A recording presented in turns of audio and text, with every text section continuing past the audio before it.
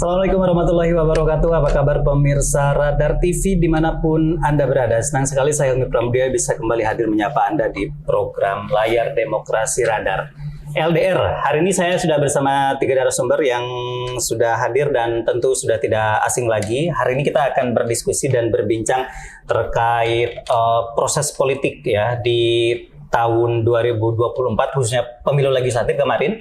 Dan sebelumnya saya mengucapkan selamat dulu buat Kang Haji Udmin Tagaraga yang insya Allah terpilih kembali untuk bisa duduk di kursi DPRD Provinsi Jawa Barat. Terima kasih atas dukungannya. Sama-sama. Dan tentu kita juga hadirkan, dulu kita sudah berbincang juga dengan dua tokoh muda ini gitu ya. Yang pertama ada Egy Yusran Hafiz dari Barudakeon. Yap. Oke, sehat, Alhamdulillah. Oke, kemudian ini juga mewakili kaum perempuannya, ya yang paling cantik hari ini, Kang. Ada Ayu Aura dari Barudak juga. Apa kabar, Neng? Sehat ya? Sehat banget. Oke, tadi ngomong-ngomong soal selamat karena ya proses kan hari ini kalau bicara tentang pemilu legislatif berarti kalau Kang Yud sebagai informasi ini sudah ke-8 kali menjadi anggota Dewan. Oh, luar biasa. Alhamdulillah. Ya. Oke, Kang, saya ingin Kang Haji menggambarkan bagaimana sebenarnya kondisi atau suasana pemilu legislatif pada 27 Februari kemarin ya. 14 Februari kemarin. Meskipun pada akhirnya ya bersyukur gitu, tapi di luaran sana kan saya juga mendapat kabar bahwa pileg dan pilpres tahun kemarin itu gitu ya cukup ada yang mengatakan brutal gitu. Nah ini nggak tahu nih brutalnya itu dari sisi apanya kira-kira. Kalau Kang Yud sendiri seperti apa tuh Kang merasakannya? Ya terima kasih Kang Helmi. Yang pertama ya kita bersyukur lah. Saya pribadi sebagai kader Partai Golkar yang dicalonkan kembali di Dapil 15 Tasik, ya tentu juga sebagai mewakili partai berterima kasih pada rakyat Jawa Barat, khususnya rakyat kota dan Kabupaten Tasik yang telah memberikan kepercayaan lagi pada Partai Golkar, khususnya pada saya untuk duduk kembali menjadi anggota DPRD Provinsi Jawa Barat. Dalam pelaksanaannya biasa-biasa saja sebetulnya, nggak ada yang aneh. Hanya memang kan ya kita pemilihan kemarin itu bersamaan ya, presiden, wakil presiden, caleg tingkat pusat, provinsi, kota, kabupaten. Jadi hingar-bingarnya sangat kelihatan lah gitu. Dan memang sih sistem pemilunya terbuka ya tentu perhelatannya itu, persaingannya itu bukan hanya dengan partai lain, kandidat dari partai lain di internal juga sama, bersaing, berkompetisi. Sepanjang kompetisinya sehat, ya itu biasalah, namanya juga demokrasi. Memang sangat banyak informasi ya brutal lah, segala-galanya gitu. Ya saya sih nggak begitu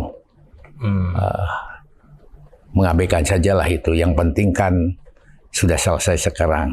Oke. Ya. Dan sukses ya gitu. Jadi saatnya saya berterima kasih kepada Radar, Kang Helmi, kepada masyarakat kota kabupaten yang telah mempercayai saya dan Partai Golkar. Justru yang sedang saya pikirkan kan besok akan ada lagi pesta demokrasi pilkada serentak. Jadi kalau Kang Helmi tadi tanggal 27 Februari, bukan tanggal 27 November nanti pilihan pilkada, bupati, wali kota, gubernur. Gitu. Kalau 14 Februari kan udah selesai lah, semua pihak peserta pemilu sudah mengakuinya. Jadi nggak brutal lah. Ya sedikit-sedikit mah biasa gitu. Ya, Kang, kalau misalnya soal suara nih, Kang, tahun ini gimana, Kang? Ada peningkatan atau justru di tengah situasi tadi ya, ada orang mengatakan brutal itu, kepercayaan masyarakat, infonya justru malah meningkat tuh. Ya, bagi Jawa Barat, alhamdulillah ya. Dulu kita hanya meraih 2.300.000 ya, Partai itu ya? Partai. Seluruh Jawa 200. Sekarang kan jadi 3.600.000, 1 juta lebih. Kursinya Jawa Barat meraih 19 sekarang. Dulu 16, nambah 3 kursi. Alhamdulillah. Jadi alhamdulillah kita lebih memperoleh kepercayaan dari. Begitu juga di tingkat nasional. Suara Kang Yodi sendiri gimana tuh? Suara saya dibandingkan dengan tahun lalu naik 7.000-an. Alhamdulillah ya. 7.000 kota kabupaten, luar biasa itu. Dulu kan saya waktu sama Garut, suara saya 86.000. Dibagi 2 dari Tasik-Tasik cuma 44.000. Sekarang 51.000, lumayan naik 7.000-an lah. Oke. Sekarang saya kayak Gi, Barudak Yod ini perannya seperti apa nih di pileg kemarin itu khususnya ya bedanya kan dalam artian ini bersama dengan Kang Yod. Peran Barudak Yod ini di mana sih sebenarnya gitu di pemilu kemarin khususnya untuk bisa menyukseskan Kang Yod ini? Ya, kalau position Barudak Yod ya kemarin khususnya untuk ke Pak Yod ya tentunya untuk mendukung Pak Yod, baik itu secara strategis ataupun taktis. Jadi kita punya fokus yang memang itu lingkupnya jelas. Jadi kita untuk anak-anak muda yang memang punya hak pilih, baru punya hak pilih hingga umur ya sekitaran di Gen Z dan milenial. Jadi kita ini bagaimana kita membranding, kita pun juga nanti juga menjelaskan tentang ide gagasan yang dibawa oleh Pak Yod terkait anak muda gitu. Selebihnya ya mungkin pun kalau orang tuanya ngikut anaknya syukur-syukur untuk memilih Pak Yod gitu kan. Tapi kita lebih kepada fokusnya kepada ke sana. Dan Barudak Yod sendiri pun juga dalam meyakinkan anak-anak muda, Barudak Yod berani mengambil sikap sebagai garantor. Untuk bagaimana Pak Yod ini berada di pihak anak-anak muda di kota dan kabupaten Tasikmalaya. Oke, ya. Jadi kan saya konfirmasi aja kalau suara anak muda di kota Tasik katanya lebih banyak generasi pemilih pemula yang suaranya, walaupun mungkin tidak. Ya di dapil 15 kota kabupaten naik 7.000, jangan-jangan dari generasi muda. Lumayan loh, lumayan besar tuh. Nanti kita persiapan untuk kader. Oke. Yuk, kalau Ayu dari kaum perempuan melihat merasakan terjun kemarin gitu ya, istilahnya terlibat. Ini yang pertama nggak? Bukan sih? Kalau pertama milih dan pertama terjun. Oh, apalagi itu kan luar biasa. Setelah terjun, apa yang bisa dirasakan? Oh ternyata seperti ini. Oh ternyata beda dari apa yang dibayangkan. Merasakan seperti itu atau enggak sih? Apalagi yang dilibatkan untuk bisa bagian dari politik ini. Yang pertama tuh dulu sempat kaget, takut, bingung pas pertama. Kayaknya aku tidak mumpuni, kayaknya aku juga nggak bisa, dari syarat kualitas kayaknya aku kurang. Tapi ternyata setelah masuk, di sini kita belajar, di sini aku diajarin, di sini aku dikerahkan sesuai dengan potensi yang aku punya, jadi memang gerak arahnya itu jelas. Nah, dulunya seru banget. Bapak tuh benar-benar tidak nggak ada klasifikasi yang Bapak buat antara perempuan dan laki-laki, semuanya dilibatkan sama aja. Aigi dan teman-teman laki-laki yang lain membuat program, aku dan teman-teman perempuan yang lain diikut sertakan. Aigi dan teman-teman laki-laki aku yang lain bikin sebuah pergerakan, aku dan teman-teman perempuan yang lain juga sama diikut sertakan. Jadi dari awal kita mulai membuat acara, maupun itu cuma branding kecil sampai ke hal-hal pergerakan pun aku ikut serta. Dan aku melihat, oh seperti ini politik.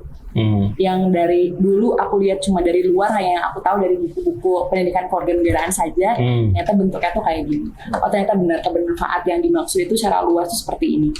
Dan di sini kita bisa melihat secara gender kalau bukan lagi perihal perempuan laki-laki. Meskipun aku dari sudut pandang perempuan, aku bisa melihat semua orang tuh bisa memberikan peran yang besar untuk masyarakat, apapun jenis gendernya, apapun bentuk manusianya. Oke. Nah, setelah ikut ini Mau jadi caleg nih. minat untuk berpolitik atau enggak gitu? Minat. Minat. Bener. Dari dulu kan sudah minat, sekarang makin berminat. Apalagi sudah mendapatkan pendidikan. Bisa kalau misalnya orang-orang kenal Bapak tuh nggak ada satu sisi dari Bapak yang nggak bisa diambil pelajarannya, yang nggak bisa kita refleksikan menjadi sebuah hikmah yang bisa kita ambil. Oh ternyata kayak gini, ternyata kayak gitu. Selalu ada. Dan gini Pak Helmi, saya tawarkan, Anda punya ide gagasan apa untuk membantu saya, branding saya, meyakinkan masyarakat, pilihan yang pada saya. Jadi tidak nih, laksanakan tidak. Silakan punya ide gagasan apa, kita ikut gitu. Kalau ada sedikit-sedikit saran pendapat baru sampaikan. Tapi ide dan gagasannya orisinal dari anak muda. Karena independen. Kenapa? Karena ini calon-calon yang akan menggantikan kita di masa depan. Itu ternyata berhasil. Dapat 7.000 anak muda tambahannya. Kemudian setelah ini komunitas ini Barudak ini mau diapain, Kang? Apakah untuk kepentingan setiap musim pemilu atau Kang Yod punya rencana lain nih Barudak ini untuk diberdayakan jadi seperti apa? Itu jangan-jangan bikin partai lagi Barudak. Partai Barudak. Ya nanti kita bicara lebih lanjut lah peran yang akan mereka lakukan dalam rangka pendidikan politik generasi muda lah ya gitu. Nanti kita dikombain saja ide-ide gagasan mereka dengan pengalaman saya gitu. Dan saya akan membantu para pelaksananya mereka kita membantu saja, memfasilitasi saja. Ya. Mudah-mudahan bisa dilaksanakan. Oke. Egi, ada gambaran nggak nanti seperti apa? Karena kan ya tidak hanya terlibat politik praktis lah istilahnya gitu, tidak hanya musiman gitu, tapi kan bisa diberdayakan apalagi ya dengan posisi sekarang sudah terpilih lagi. Ada gambaran nggak dari teman-teman misalnya? Barangkali bisa masukkan juga buat Kang Yod nih. Barudak Yod ini mau dibikin seperti apa gitu? Ya, sebenarnya masih kejutan. Cuma memang secara ide gagasan sudah kita pada intinya kita tetap berfokus pada anak muda, khususnya Kota Kabupaten Tasikmalaya pun secara luas. Insya Allah kita pun juga tetap melakukan kita merubah politik ini menjadi politik yang bernilai bukan politik yang berharga. Kita terus bergerak tentang seputar pendidikan politik. Kita mengubah mindset anak muda, bukan soal lu punya duit berapa, tapi lu ingin kota Anda atau asal daerah Anda menjadi apa. Jadi kita ini masih dalam perumusan depannya yang tentunya Barudak Yod gak akan mati. Bukan hanya musiman 5 tahun ataupun menuju pilkada untuk barjen dan sebagainya, tidak. Tetapi kita lebih ide yang lebih besar karena kita ini anak-anak muda dan kita punya ide-ide dan nilai-nilai yang besar dalam sosial dan politik. Oke, tapi mereka punya dikasih KTA gue. Nah, saya kira terserahlah. Kita kan sangat demokratis. Mau pilih Golkar mangga, enggak juga masa iya. Mentornya kan kader Golkar. Jadi kita memberi kesempatan ya karena ide, gagasan, dan ilmu yang sudah dimiliki. Kan dia mahasiswa berpendidikan pada bidangnya. Hidup ini insya Allah dengan ilmu dan imannya jauh akan lebih berhasil ilmunya. Nggak akan surut di tengah jalan. Oke. Ya. Yuk, kemarin tuh waktu di Pileg itu kan saya kira di lapangan itu seperti apa melihat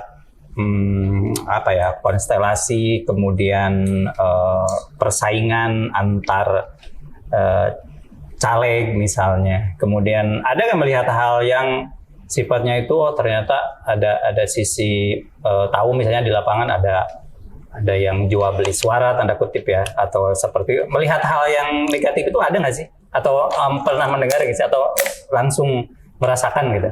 Bukan hanya saya, semua anak muda di daerah ini juga mengetahui terkait dengan hal-hal seperti itu. Negatif, positif, hal-hal yang sebelumnya banyak mungkin orang yang seperti saya yang pemilu ini tuh adalah pemilu pertama di mana kami dilibatkan sebagai pemilih. Orang-orang seumuran saya itu bukan hanya 100, 200, bahkan angkanya mungkin mencapai ratusan ribu. Dan memang dengan globalisasi era ini, dengan internet yang merebak di mana-mana, mudah untuk kami mendapatkan segala informasi terkait dengan pemilu, baik itu dari aspek pemilunya sendiri atau bahkan dari aspek-aspek kejahatan atau kegelapan dari politik itu yang memang kami dapatkan langsung, entah itu langsung dari orang-orang yang kami kenal atau bahkan dari pengaruh internet seperti itu.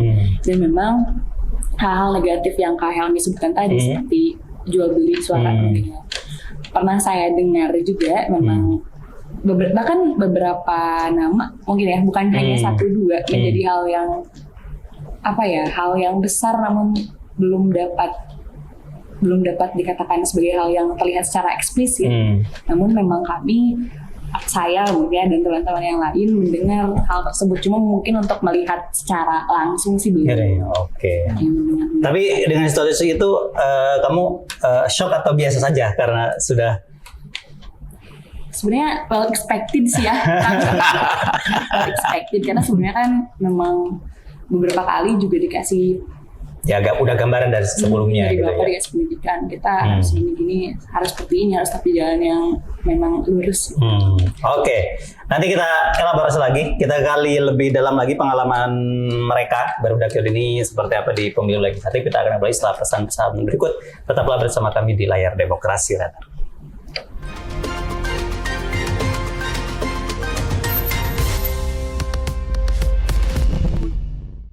Terima kasih Anda masih bersama kami di layar Demokrasi Radar. Kita masih berdiskusi tadi, menarik ya seputar pengalaman anak muda yang terlibat langsung dalam pemilu legislatif khususnya di Februari kemarin gitu ya. Kang, kalau misalnya di situasi di lapangan sendiri pada pelaksanaan kemarin, perbedaan yang terjadi dengan pemilu sebelumnya 5 tahun yang lalu gitu. Yang paling mencolok lah istilahnya gitu di proses politik saat ini. Apakah memang kan ketika bicara hari ini masyarakat itu kadang sudah bukan suatu hal yang tabu lagi, kayak misalnya ya itu tadi ada anggota yang memang misalnya dia mengiming-imingi suara mereka atau bahkan membeli suara mereka. Situasinya seperti apa tuh di lapangan? Ya kan dari waktu ke waktu pemilu, setiap pemilu ya, masa lalu, masa sekarang, itu kan terjadi biasa gitu. Kalau itu terjadi juga memang lebih mahal lah biayanya dibandingkan. Karena memang ini dengan sistem terbuka seperti ini kan semua punya kesempatan untuk mendekati dan untuk didekati, untuk menawarkan, itu hal yang biasa. Tapi ya itu silakan saja, terserah sejauh mana keimanan politik mereka. Tapi saya punya pengalaman sejak terjun politik praktis menjadi anggota dewan dari tahun 92 sampai saat ini, saya belum pernah melakukan itu. Jadi saya lebih menanamkan kepercayaan masyarakat terhadap diri saya, sehingga teman-teman anak muda itu juga ikut membantu membranding saya dengan pengalaman-pengalaman saya masa lalu gitu ya. Dipersilahkan saja. Jadi saya lebih ingin penguatan rakyat, bagaimana percaya pada kita. Sebab kalau sekarang milih saya hanya dengan finansial, jangan-jangan besok tidak milih saya lagi. Ya, itu sangat berbahaya bagi saya manakala ke depan kita ikut lagi dalam perhelatan politik apapun, kan seperti itu. Nah, kenapa ini saya tanamkan? Ya, kalau anak muda ini diberikan fondamen yang kuat tentang keimanan politik gitu, sehingga kedepannya barokah lah hasilnya gitu. Insya Allah dia akan memiliki mental politik yang bagus lah ya. Dan saya juga sudah tawarkan gimana kalau untuk melengkapi ilmu-ilmu politiknya itu ikut mengikuti pendidikan Golkar Institute di Jakarta gitu. Dan saya sampaikan dan sudah disampaikan saya kepada petinggi-petinggi Golkar di Jawa Barat ya. Tapi kalau sudah kena virus suruh pendidikan ke Jakarta, bingung juga saya nanti ya. Hasilnya seperti apa nanti kan. Kan sempat ada ini nggak sih di saat-saat pemilihan ya, ini istilahnya detik-detik pencoblosan misalnya ada adrenalin atau was-wasnya nggak sih sebenarnya melihat situasi, waduh ini tentu beda dengan 5 tahun yang lalu, sekarang situasinya seperti ini. Ada kekhawatiran di sana nggak sih? Ya sebagai manusia biasa ya pasti ada lah. Tapi saya udah dibangun, sudah ditanamkan dengan keyakinan, seyakin-yakinnya ya kalau menang lagi alhamdulillah, kalau kalah juga ya syukuri saja, mungkin takdir itu. Tapi kan alhamdulillah menang lagi gitu. Kalau was-was lah gitu, deg-degan, khawatir tidak terpilih, saya kira semua calon juga sama lah. Kan saya manusia biasa. Tapi dulu tanpa bantuan kaum milenial, ya, saya tidak punya jaringan anak-anak milenial, apalagi ini mahasiswa-mahasiswa gitu yang mencoba untuk mendapatkan pengalaman secara praktisi politik di lapangan. Hasilnya kan cukup mengembirakan. Sehingga saya Ki, yuk kamu berbakat ini jadi politisi, masuklah partai politik supaya bisa jadi pemain dan bisa memasukkan bola ke gol gitu. Oleh karena itu perlu ditambah dengan pendidikan yang sudah punya kaliber. Itu kita punya lembaga institut Partai Golkar. Dan itu pesertanya anak-anak muda yang direkomendasikan oleh kita. Dan instrukturnya ya luar biasa, dalam luar negeri lah, pejabat-pejabat tinggi negara semua. Lebih hebat nanti. Dulu bikin Barudak Yod ini idenya dari mana itu? Atau memang melihat situasi pemilih muda hari ini hampir 50% lebih misalnya itu, atau ada ide lain? Ya kreativitas, ide gagasan orisinal. Ya dari mereka-mereka yang merasa muda.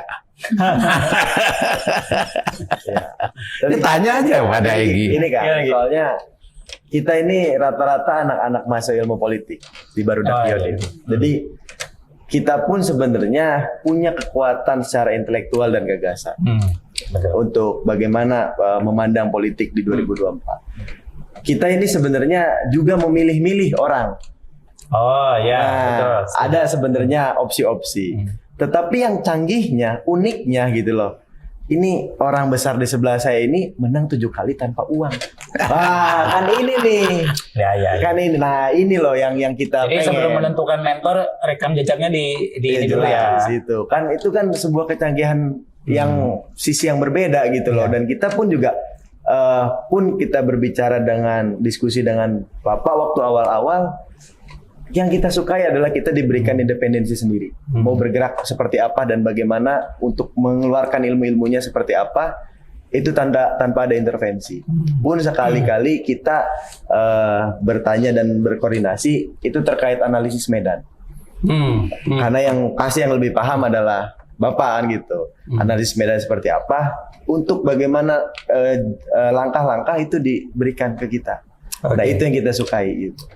Yuk, kamu yakin nggak dengan kehadiran Barudak Yod ini bisa mendokrak suaranya Kak Yod ini? Coba analisa kamu aja. Yakin. Yakin Kang. Saya memang dari awal sama kayak Kak Egy kan sebenarnya dari awal kita emang datanya ada dalam satu organisasi yang sama ya. Materinya memang ada hubungan emosional yang dekat. Terus waktu itu diajak, sosoknya adalah tokohnya adalah Bapak, dikasih tahu beliau menang 7 periode tanpa uang. Aneh, pertama kok bisa? Bentar, dari mana tanpa uangnya? Tahu tanpa uang dari mana? Kasih tahu. Oh iya, dikasih tahu. Kan Aing duluan, hasil analisa Aing dulu, Iya. Aing kasih tahu segala macam. Kok bisa? How come? Mana mungkin kan pemikiran orang awam kayak saya tuh. Mana mungkin daerah ini, apalagi kita udah belajar beberapa banyak hal yang memang di sini tidak saya terang-terangan saat pembelajaran di kelas. Kok bisa? Ternyata ya nggak apa-apa, kita ketemu aja dulu deh sama bapaknya kayak gitu. Kita pas ketemu, oh oke, emang orangnya well deserved untuk dipilih. Kalau bahasa kita ya well deserved, beliau memang tepat untuk layak itu. Iya. Sebenarnya tidak perlu usaha lebih banyak yang harus benar-benar berdarah-darah. Kita nih lihat bapak, kenal bapak, orang-orang akan langsung akan Pasti tahu. akan cara. Oh iya, emang ini orangnya. Yang paling konkret cara menjual, tanda kutip ya, mendagangkan ke lingkungan kalian atau misalnya circle kalian tuh, caranya kayak gimana sih rata-rata kalian ini? Oke, kalau dari kami sebenarnya semua konkret dari kami. Langkah-langkah yang kita buat konkret, mau itu dari udara, darat maupun bawah tanah pun juga kita masuk gitu loh. Kita konkret. Tetapi memang ya sekarang rata-rata anak-anak muda memakai gadget dan sebagainya yang memang itu sampai views-nya itu ribuan bahkan puluhan ribu ya itu di udara. Tapi pun kita tidak meninggalkan bagaimana peran-peran kita, langkah-langkah kita di darat, bagaimana kita bersosialisasi dan sebagainya, pun sampai bawah-bawah tanah pun juga kan kita melakukan dan itu dirasa konkret. Kita bisa bahkan ya kita bisa membelokkan suara yang memang katanya sudah didepekkan dan sebagainya oleh yang lain gitu kan. Nah itu kita biasanya ahli lah gocek-gocek gitu. Oke. Tadi Kang Yun merasakan sendiri kan mereka ini sebenarnya yakin bisa mendongkrak perolehan suara gitu. Kan saya begitu ketemu, berdiskusi dan melakukan itu, energi saya semakin kuat gitu. Kan itu Iya paham energi kita semakin wah ini ada generasi milenial ya, generasi Z. Jadi ya sekarang kan jumlah pemilihnya juga hampir sama ya. Betul. Bahkan jauh 55% di Jawa Barat generasi muda. Dan periode-periode yang lalu saya tidak punya jaringan seperti ini. Dan periode sekarang saya punya jaringan ini, mahasiswa lagi ya, dan bidang pendidikannya politik, wah udah cocok lah. Dan saya merasakan itu. Ternyata feeling saya nggak meleset, gitu kan. Di kota Tasik aja kan lumayan itu, ya bertambah. Sementara orang lain menurun atau paling tidak tetap, saya bertambah tanpa biaya yang berlebihan. Kalau kos politik biasalah, masa kita pergi rapat nggak makan, nggak minum, nggak merokok, nggak mungkin lah. Ada kopi. Kalau secara konkretnya berapa Kang di Kota Tasik ada penambahan suara dari tahun sebelumnya ke? Dulu kan 8.000 di Kota Tasik, sekarang 12.000. Lumayan lah, 4.000 susah. Cari pacar satu juga susah di Tasik, apalagi 4.000. 4.000 penambahannya gitu ya. Oke, Kang berarti yang bikin secara keseluruhan apa kira-kira kunci suksesnya bisa dalam situasi politik saat ini? Soalnya semua orang sudah paham lah bahwa money politik itu real ada gitu, tidak bisa didebantahkan. Kemudian kalau kos politik yang sifatnya tadi gitu untuk silaturahmi kan ya itu mah bukan bagian dari money politik karena bagian dari ya polanya memang seperti itu.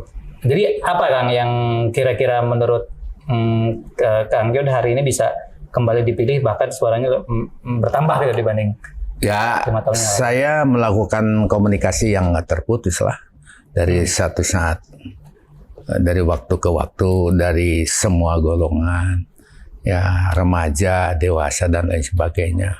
Ini kan pemula sekali ya. Betul. Masih mahasiswa baru pertama kita perkenalkan nih politik praktis seperti gini. Kamu punya ilmunya, ayo kita sama-sama melangkah seperti apa. Dan kita tidak kamu harus kalau melakukan kegiatan kamu harus begini. tidak boleh keluar. Tidak, silakan punya ide gagasan. Kalau ada kegiatan kita ikut seperti apa. Ya kita hanya menyampaikan alhamdulillah mereka mampu ikut membranding saya lah. Bahwa Payot Mintaraga itu ternyata bukan kolonial, tapi milenial. Di zamannya. Ya komunikasi aja. Oke. Saya komunikasi dan sekira politisi jangan susah untuk dikomunikasi, dihubungi, nggak usah ya. Jadi itu paling kenapa? Karena kita juga kan sebagai wakil rakyat harus tahu apa yang menjadi kebutuhan rakyat. Kalau kita sudah memberikan jawaban terhadap kebutuhan rakyat, mereka juga paham sendirilah gitu. Oke. Egi sendiri menemukan apa di pengalaman kemarin? Karena kan sebenarnya pola semua caleg atau semua kandidat kan pasti melihat potensi suara anak muda yang cukup besar. Nge-branding mereka dengan pola dengan membuat komunitas anak muda, saya pikir di partai lain juga selain Kang Yod juga banyak juga gitu. Nah, apa yang ditemukan di lapangan sehingga kamu sendiri sebenarnya ya sukses lah gitu bisa meningkatkan suara, elektabilitas dan segala macam. Ada nggak di lapangan yang membuat ternyata ada yang ngerayu kamu juga misalnya untuk bisa gabung dengan yang lain seperti itu? Ya, kalau yang diambil secara menyeluruh sebenarnya banyak. Cuma ada hal yang diambil, ini soal prinsipal. Ini soal prinsip. Bagaimana saya berada tetap pada jalan kesetiaan atau saya berjalan pada kesempatan. Karena kesetiaan adalah kan membunuh opportunity. Itu sangat jelas. Dan saya tetap memilih pada jalan-jalan kesetiaan. Walaupun memang angin yang berhembus cukup kencang, baik itu menyerang secara personal, secara pribadi saya, ataupun pada anak-anak saya. Tawaran-tawaran selalu ada sebenarnya, dan Pak Yod juga tahu karena saya selalu berkomunikasi. Tawaran untuk balik badan itu ada. Dan ya kalau untuk anak-anak muda ya cukup fantastis gitu kan itu. Cuma saya mengambil jalan prinsip saya kepada kesetiaan, dan saya rasa bukan ya kalaupun saya mengambil untuk sikap untuk balik badan, saya menggadaikan masa depan saya secara pemikiran, prinsip dan hati nurani saya. Dan saya tetap berada pada kesetiaan jalan ini, mendukung Pak Yod yang mungkin juga dengan kawan-kawan Pak Yod juga gitu kan di salah satu di Partai Golkar gitu kan. Ya, saya tetap berada pada jalan kesetiaan itu. Oke. Baik, ceritanya ditahan dulu, kita masih akan kembali, kita masih punya satu segmen lagi untuk bisa lebih mengelaborasi cerita-cerita ya di situasi politik kemarin. Tetaplah bersama kami di layar Demokrasi Radar.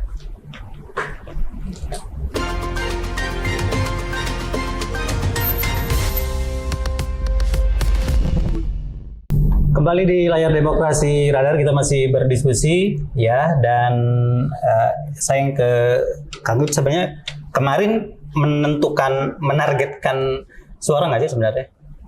Menargetkan harus dapat berapa gitu dari, kan mungkin itu juga menjadi bagian dari strategi gitu. Targetnya menang. Oke. Tidak menargetkan jumlah suara. Tidak menargetkan jumlah suara. Targetnya menang. Kalau dapat suara lebih rendah dari sekarang, tapi menang, ya itu kan. Suaranya lebih tinggi dari sekarang, tapi kalah, ya buat apa? Iya juga sih. Karena itu bisa terjadi ya. Bisa. Suaranya ini tapi nggak dapat gitu. Nggak dapat. Oke. Dan ini Kang, kalau misalnya bicara terkait ini kan banyak ya cerita-cerita yang berhembus gitu. Tapi di lapangan merasakan sendiri nggak sih bahwa politik praktis itu nyata ada gitu, dan lebih kencang gitu anginnya dibanding tahun sebelumnya kalau misalkan di tahun ini, sehingga deg-degannya lebih besar gitu misalnya, atau misalnya susah tidurnya malah bertambah misalnya. Tadi kan udah diceritakan sama Bu Megi. Oke. Ya karena yang bersama-sama saya itu tingkat kesetiaannya dan keimanannya tinggi, jadi biasa-biasa saja. Jadi kan tadi kalau sebagai manusia biasa rasa was-was, ya pasti ada lah kalau manusia biasa. Tapi tingkat keyakinan saya untuk menang juga jauh lebih besar. Dan ternyata kan menang. Ya soal ada apa yang diisukan seperti itu, dari waktu ke waktu ada seperti itu. Tapi karena saya punya tim yang punya imannya kuat gitu, ya jadinya seperti ini gitu. Jadi tidak mudah di balik kanan. Dan itu gitu modal, modal yang paling berharga gitu ya. Mental, moral.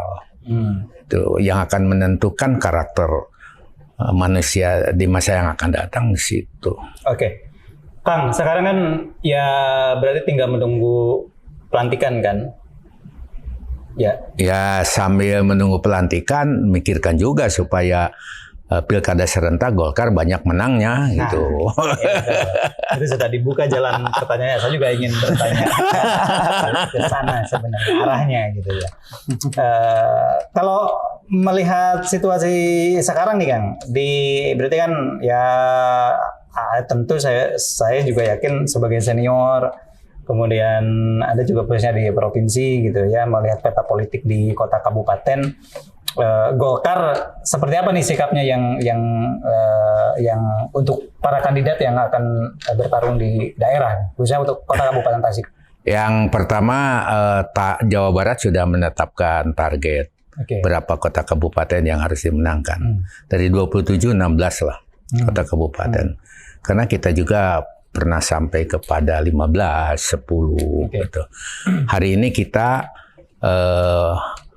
dari 27 kota kabupaten, 9 kota kabupaten kita menang.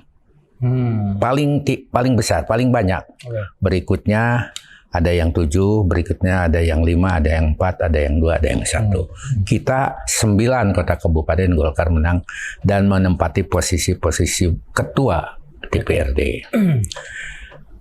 Untuk eksekutif, ya insya Allah target kita 16, termasuk tambah gubernur 1. Gubernur harus dari Golkar juga.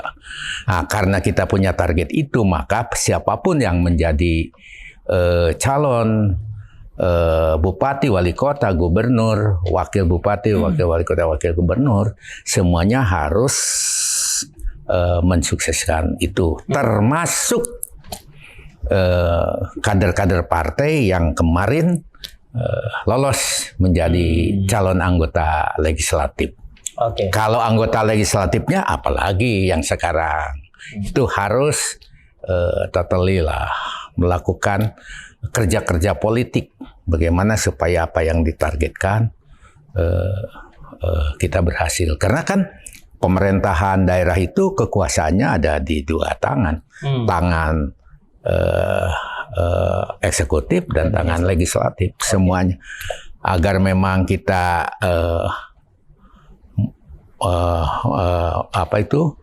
mudah dalam melaksanakan berbagai kebijakan operasional nanti, maka kalau legislatif menang, eksekutif juga harus menang. Kang, sebenarnya kan Kang Yon juga menjadi 3 kandidat yang dikasih SK penugasan di Kabupaten Tasikmalaya untuk calon bupati, Kang Yon Mintaraga, Iwan Saputra, dan juga Heri Purwanto.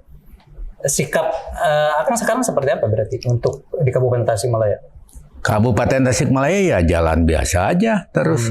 Ya terutama pada calon-calon yang akan mencalonkan kepala daerah, Pak Iwan Saputra, Pak Heri Purwanto, ada lagi satu ketua Abdesi Kabupaten itu Bung Giri Pribadi juga termasuk yang menjadi calon-calon yang dijaring oleh Partai Golkar. Ya silakan mereka meningkatkan elektabilitas masing-masing, melakukan konsolidasi dan melakukan silaturahmi dengan berbagai partai politik. Kan tahu bahwa Kabupaten dan Kota Tasik itu dalam pencalonan wali kota tidak bisa mengusulkan sendiri. Dia harus punya koalisi, ya? iya. Baik di kota maupun kabupaten, dan terbuka berkoalisi apalagi dengan koalisi Indonesia Maju. Tapi bukan itu saja, dengan di luar itu juga Golkar terbuka. Berarti Kang Yod ini nggak minat jadi bupati atau gimana? Ya nanti kita lihat aja. Ada kejutan lagi, Mas. Dalam dunia politik kan ya seperti itulah. Ya. Oke. Jadi untuk saat ini wait and see ya, melihat situasi. Karena kan Anda juga kalau ngomongin survei, kemudian ketokohan, sudah sangat layak juga kan, misalnya banyak orang juga yang sudah datang juga untuk bisa di situ gitu. Amin, amin, amin. Oke, Gi, kalau di pilkada ini kayaknya peran mereka masih bisa dijalan nggak sih kan kira-kira nanti untuk bisa ngedorong, atau misalnya kan juga sama gitu kekuatannya sebenarnya muda ini tidak boleh dimanfaatkan justru malah. Kan ada 3 tahapan kita persiapan. Sekarang penjaringan pertama ya. Nanti ada penjaringan kedua di bulan Juni, Agustusan pendaftaran. Nanti akan muncul siapa yang direkomendasikan, ditetapkan oleh partai politik untuk menjadi calon wali kota atau bupati. Karena calon wali kota dan calon kepala daerah ya gubernur, bupati, wali kota itu kan menjadi kewenangan Dewan Pimpinan Partai Pusat Golkar. Siapa nanti? Nah, kalau sudah ketahuan itu, nanti kita akan berkomunikasi lagi seperti apa kita.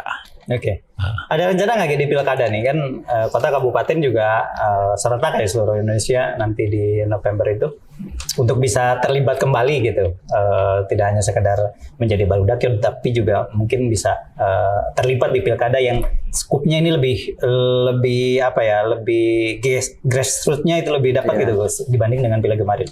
Sebenarnya kalau kami ngobrol juga sama anak-anak, kemungkinan ada ke sana. Kita ingin mencoba pertempuran-pertempuran baru lah. Iya. Pun kalau anak-anak juga kan kemarin sebelum perpisahan sampai jumpa di pertempuran-pertempuran lainnya. Kalau anak-anak sepakat untuk kita terjun kembali, ya tetapi ya menunggu mekanisme dan proses.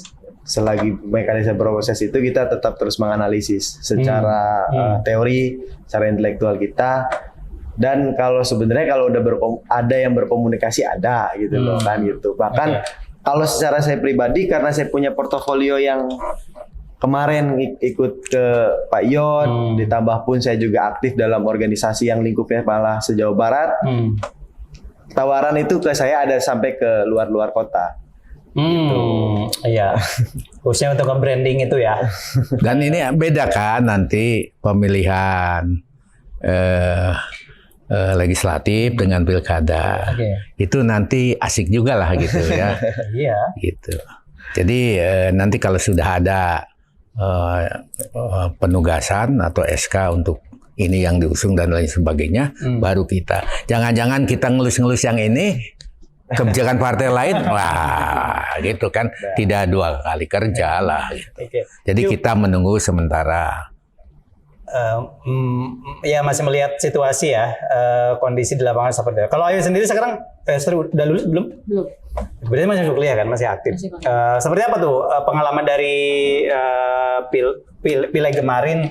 Kemudian ada yang mengubah paradigma atau mindset sendiri terkait dengan politik. Kemudian apa yang bisa diambil untuk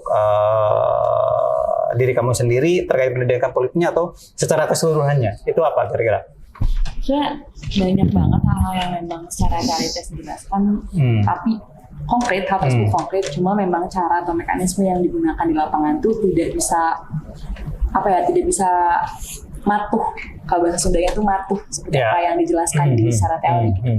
Jadi memang kita yang harus mencari sendiri itu turunan dari teori itu harus seperti apa, implementasi di teori yang diajarkan di kelas itu memang seperti apa. Karena memang kan kami itu karena laboratorium itu adalah masyarakat ya, jadi memang di sini kami akhirnya mengimplementasikan dan mempelajari secara real bagaimana teori-teori yang memang sudah saya pribadi dapatkan di kelas. Oke. Kang, sekarang kan setelah dilantik, Kang Yo juga akan mengharungi 5 tahun lagi ke depan menjadi anggota DPRD Provinsi Jawa Barat. Apa kira-kira fokus yang akan Anda persembahkan ke masyarakat gitu? Kemudian kira-kira apa target-target lain gitu dalam khususnya kaitan dengan profesi Kang Yo setelah ganti-ganti? Seperti apa yang saya sampaikan pada saat pemilu di Kabupaten Tasik itu ada hal-hal yang sangat strategi yang harus kita kawal. Pertama adalah bagaimana tentang otonomi daerah Kabupaten Tasikmalaya Selatan menjadi otonomi. Yang kedua rencana Kabupaten Tasik Utara, kan seperti itu. Semuanya tentu harus kita fokus agar bagaimana kesejahteraan masyarakat, kota, kabupaten lewat pendekatan pemekaran otonomi daerah baru. Karena pemekaran otonomi itu kan ikhtiar mendekatkan pelayanan publik pada masyarakat. Ya, saya kan sering katakan, aneh ya Jawa Barat itu penduduknya 51 juta. Kabupaten kotanya cuma 27. Sementara Jawa Timur penduduknya di bawah 40 lebih lah sedikit mungkin. Tapi kota kabupatennya 36. Sehingga apa? Sehingga perimbangan keuangan pusat daerah menjadi besar mereka. Kita di bawah mereka, kan nggak adil. Oleh karena itu ini akan kita kawal ke depan. Tentu selain itu harapan-harapan masyarakat dari berbagai lapisan harus menjadi kita perhatikan, termasuk bagaimana nanti kita setelah saya dilantik ini dengan generasi milenial itu. Jadi saya juga harus menjadi fasilitator mereka, bagaimana agar mereka program-programnya bisa kita akomodasikan. Kan seperti itulah. Ya tentu fokusnya nanti saya tetap berfokus di bidang pendidikan, kesehatan, dan infrastruktur. Itu aja. Oke. Gi, apa aspirasi kamu yang ingin disampaikan langsung ke Kang Yo? Nanti kan setelah dilantik ya akan sampai 2029 berarti menjabat lagi. Kira-kira apa yang kamu segera-gera semuda terhadap anggota dewan ini? Sebenarnya aspirasi ya udah sering lah kalau untuk ngobrolin ke Bapak. Ya secara general sebenarnya kita anak-anak muda menginginkan juga untuk tetap diperhatikan, berikan ruang-ruang yang seluas-luasnya untuk bagaimana anak-anak muda berekspresi, berkreasi, berkontribusi.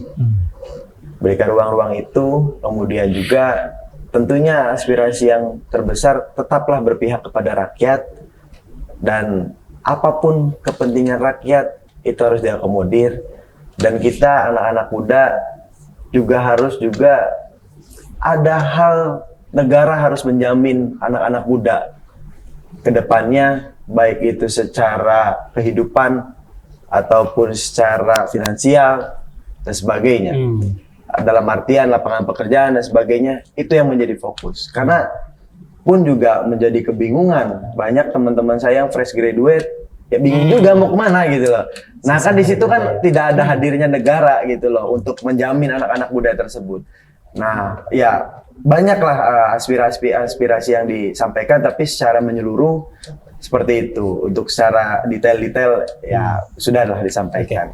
Kalau kamu Yu, anak muda perempuan gitu, apa harapan buat Kang Yo ini gitu saat nanti setelah dilantik 5 tahun ke depan akan jadi anggota dewan? kira-kira biar langsung nanti dicatat sama kami. Berikan kami perhatian ya Bapak. Harus perhatian ya. Tapi beri kami ruang, berikan kami kepercayaan kalau kami perempuan juga sama mau punya potensi yang barangkali mungkin bisa setara atau bahkan lebih daripada laki-laki. Maka berikan kami ruang-ruang tersebut, jangan batasi kami untuk bergerak, jangan batasi kami untuk berkembang, jangan batasi kami untuk memberikan impact yang lebih banyak lagi untuk masyarakat.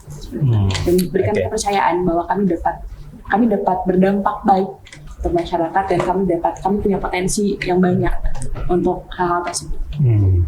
Itu kan aspirasi dari anak muda. Iya, harus kita yang akan perhatikan. dibawa ke gedung dewan di provinsi, mudah-mudahan sehat. Amin. Bisa menjalankan tugas, Insya Allah. bisa menjadi penyambung lidah masyarakat.